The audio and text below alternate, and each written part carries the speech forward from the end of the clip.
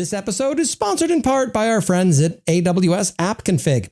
Engineers love to solve and occasionally create problems, but not when it's an on-call fire drill at 4 in the morning. Software problems should drive innovation and collaboration, not stress and sleeplessness and threats of violence. That's why so many developers are realizing the value of AWS App Config feature flags.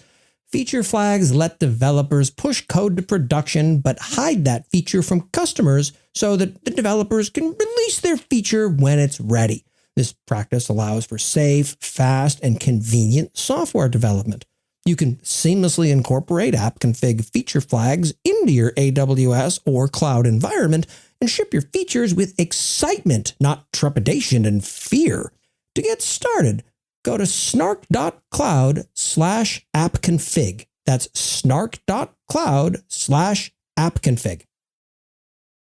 It's a pattern that's haunted me my entire career, and it starts like this. Step 1, encounter technical problem. Step 2, search in vain for an answer. And step 3, lose all hope.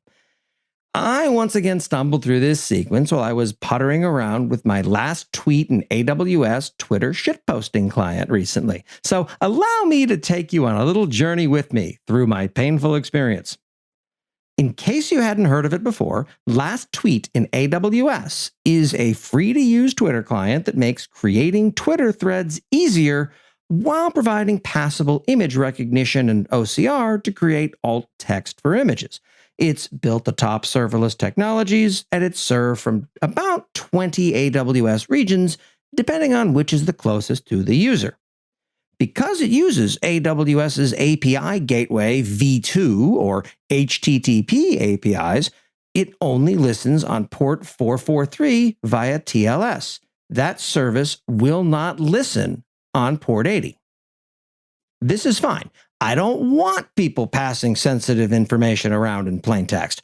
The problem I run into is when I forget to explicitly put an HTTPS in front of the domain, then a service, such as, amusingly, Twitter, attempts to direct traffic when anyone clicks that link to port 80 instead. When this happens, the connection attempt fails, and it looks to everyone like there's no website working at the domain in question, and I don't know what I'm talking about. There is no great answer for this that doesn't dramatically overcomplicate things. The official AWS answer is to go ahead and slap CloudFront in front of the site. Great, genius plan. That would mean I need to either configure 20 origins for the CloudFront distribution and find some way to get them to pick the closest one to the user, or else undo the benefit of having a multi-region setup. Every request here is dynamic, so there's no caching benefit to doing any of this. This was the state of things when I found the one answer that at least somewhat mitigates the concern. In 2012, a standard was released called HTTP Strict Transport Security. While it's fairly complicated, because this is the internet after all, it states that a website can return a header named Strict Transport Security that specifies a length of time. Browsers remember that, and for the length of that time, refuse to even attempt to connect to the site over an unsecured connection on port 80. Well, that works well for folks who've visited the site before. A combination of traffic analysis, a careful counting of the number of commas in my AWS bill, and basic arithmetic all indicate that far more people have not visited Last Tweet in AWS than have done so before. So what good would this do for the 99.9999% of the internet population that hasn't experienced my wisdom yet? And this is where the HSTS preload list comes into play. This is a list of domains that return the proper header, and it's periodically loaded into all major web browsers. Once the domain is added to this list and circulated to the browser providers, this problem gets solved for basically everyone because it winds up only ever connecting on port 443. That said, this process does take months to complete. My problem, and the reason for the post that became this podcast, was in figuring out how to set a static header on the v2 HTTP API. And here's where it got horrible. A few things make this a very hard thing to search for online. API gateway is a common term. HTTP API is such an incredibly overbroad term across all manner of vendors as to be effectively impossible to search for. Most combinations of search terms that I tried, both on Google and begrudgingly on AWS's own documentation search dingus, led me to the same narrow subset of search results.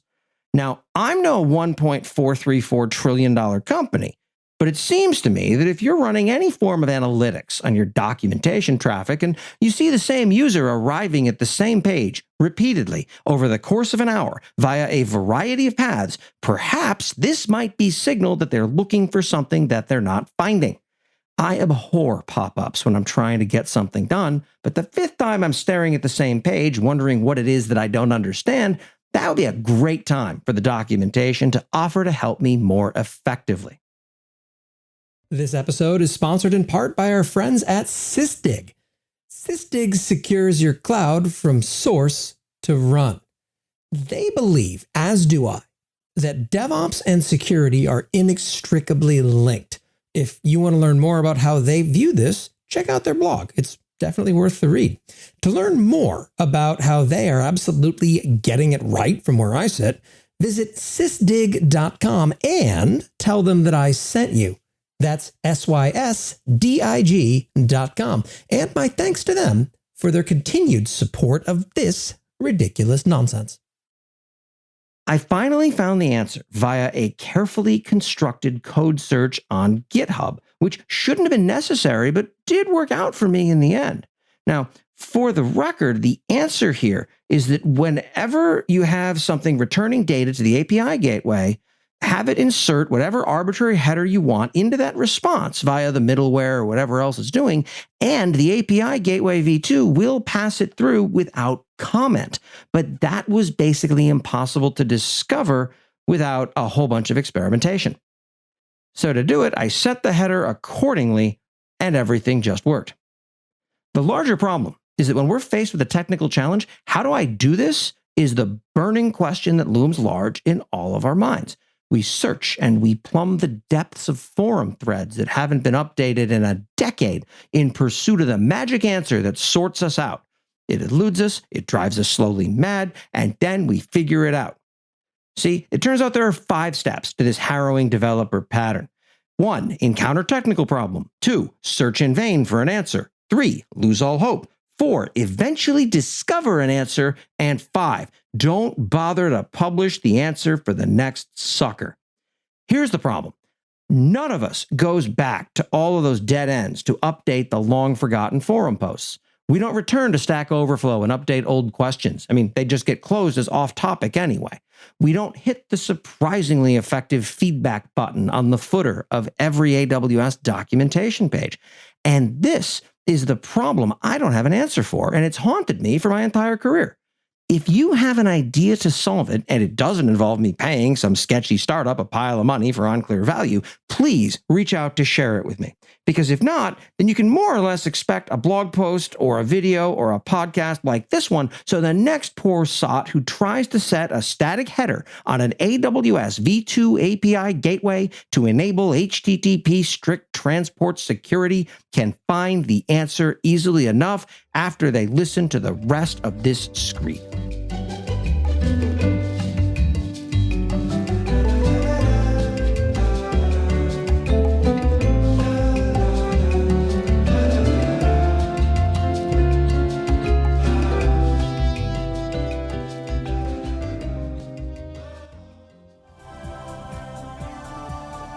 This has been a Humble Pod production.